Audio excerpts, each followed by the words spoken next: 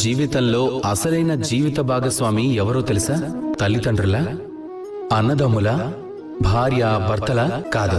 నిజంగా తమరి జీవిత భాగస్వామి తమరి శరీరమే. తమరు ఎప్పుడూ తమరి శరీరం పట్ల శ్రద్ధ తీసుకోరు. ఎవరైతే దాని పట్ల శ్రద్ధ వహిస్తారో వారి జీవితం సుఖమయమవుతుంది. మీరే ఆలోచించుకోండి. ఒకవేళ ఈ ప్రపంచానికి మేలు చేయాలనుకున్నా, లేక దుష్టులతో యుద్ధం చేయాలనుకున్నా, మిత్రుణ్ణి రక్షించాలన్నా ఉపయోగించేది మన శరీరమే కదా. తపస్సుకి, త్యాగానికి, కాయ కష్టానికి ఈ శరీరమే మూలాధారం. కనుక మన కర్తవ్యం ఏమిటంటే మన ఈ శరీరాన్ని ఎంతో శ్రద్ధగా చూసుకోవాలి. మనం ఏం తింటే మంచిది అది తెలియాలి.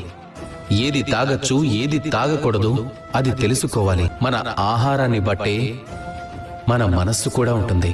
మన ఈ దేహారోగ్యమే మన ఈ మనసుకి ఆరోగ్యం అని గుర్తుపెట్టుకోవాలి. తినటం వల్లనే శరీరం తయారవుతుంది. బాల్యం నుంచి ఇప్పటి వరకు మీరు ఏదైతే తింటున్నారో, ఏదైతే ఆహారంగా తీసుకుంటున్నారో దాని ప్రకారమే ఇప్పుడు మీ శరీరం ఉంటుంది. ఈ భోజనం అత్యంత ముఖ్యమైనది. అందుకే దీని ప్రతి అంకాన్ని అర్థం చేసుకోవడం అత్యంత అవసరం. మొదటి అంకం, మనం ఏం తీసుకుంటున్నాము, ఈ భోజనం ఏ ప్రదేశం నుంచి వస్తుంది, ఇది అర్థం చేసుకోవాలి. రెండవ అంకం, భోజనం ఎవరు తయారు చేస్తున్నారు. సర్వశ్రేష్టమైన భోజనం అనేది అమ్మ చేతి నుంచే దొరుకుతుంది మనకి. ఒకవేళ మీకు అమ్మ చేతి భోజనం దొరకకపోయినా కూడా సాత్వికమైన వ్యక్తి భోజనం తయారు చేయాల్సి ఉంటుంది. మూడవ అంకం, ఏ ప్రదేశంలో మీరు భోజనం తీసుకుంటున్నారు, ఏ ప్రదేశంలో అయితే మీరు భోజనం చేస్తున్నారో అది సాత్వికంగా ఉండాలి. అది అత్యంత అవసరం. ఇక నాలుగవది చాలా ముఖ్యమైన అంకం, మీరు ఏదైతే భోజనం తీసుకుంటున్నారో అది మీకు ఎక్కడి నుంచి లభించిందో, ఏ రైతు నుంచి అది మీకు లభించిందో, ఏ ప్రదేశం నుంచి అయితే మీరు భోజనం తీసుకుంటున్నారో అక్కడ కృతజ్ఞతని వ్యక్తపరచాల్సి ఉంటుంది. అలాగే భోజనాన్ని పూర్తిగా సమాప్తం చేయాలి. అప్పుడే ఆ భోజనం మీకు సుఖ జీవనాన్ని ఇస్తుంది, ఆరోగ్యమైన శరీరాన్ని ఇస్తుంది. భోజనం అనేది ఎంతో అవసరం.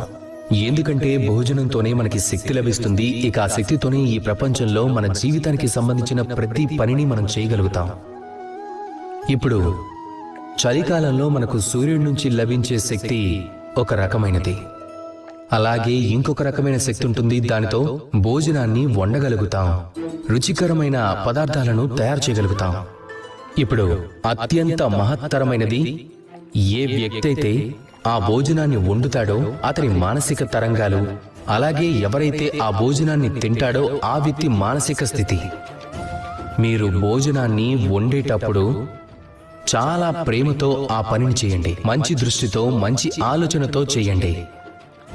ఎందుకంటే మీ మానసిక తరంగాలే శక్తిగా మారి ఆ భోజనంలో నిక్షిప్తమవుతాయి. ఇక మీరు భోజనం చేసేటప్పుడు సద్భావనతో ప్రశాంతంగా భోజనం చేయండి.